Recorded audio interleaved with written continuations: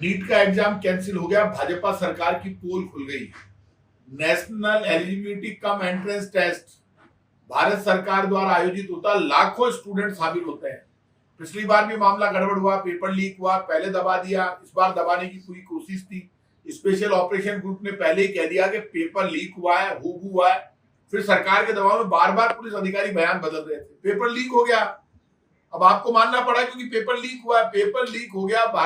ये इसके लिए बीजेपी की सरकार जिम्मेदार है। बीजेपी के लोगों बड़ी बड़ी बातें करते हो। इस 10 साल में लगभग 100 पेपर आपके राज्य में लीक हो गए, आप कर क्या रहे हैं? राजस्थान में हमारी सरकार थी, हमने बहुत सख्त कानून बनाया था, उस कानून के बनाने की जरूरत है, पूरे देश में लागू करो। और इस मामले में सरकार के कौन लोग जिम्मेदार है, सच्चाई सामने आनी चाहिए। पेपर लीक होने के लिए सरकार को जिम्मेदारी लेनी पड़ेगी, इसके लिए भाजपा सरकार जिम्मेदार है। नीट का पेपर नेशनल टेस्टिंग एजेंसी करवाती है, जो भारत सरकार के अंडर में आती है। बड़ी बड़ी बातें करते थे राजस्थान सरकार के लोग, भारत सरकार के लोग, हमारे टाइम पे एक पेपर लीक नहीं होता। हो गया ना सबसे बड़ा पेपर लीक। आप कभी भी आप गलती करते हैं, बीजेपी की सरकार में उस गलती को दबाकर और आगे चलना चाहती है सरकार। देखो हमारे राज्य में सब कुछ ठीक है, ऐसे नहीं होता।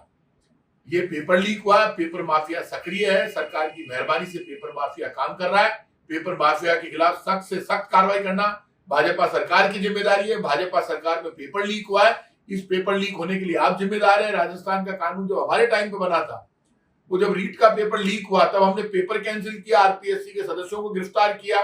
और लगातार हम कह रहे हैं कि ये भाजपा सरकार हमेशा पेपर लीक के मामलों को दबाती है। जब पेपर लीक हो रहा है तो उनके खिलाफ कार्रवाई करो। अब ये पेपर लीक हो गया और सरकार ने को पेपर लीक जो हुआ उसको कैंसिल करना पड़ा, ये सरकार की जिम्मेदारी है। बीजेपी सरकार को स्वीकार करना पड़ेगा कि आपके राज्य में सब गड़बड़ चल रहा है और इस पेपर लीक के लिए भाजपा सरकार जिम्मेदार है।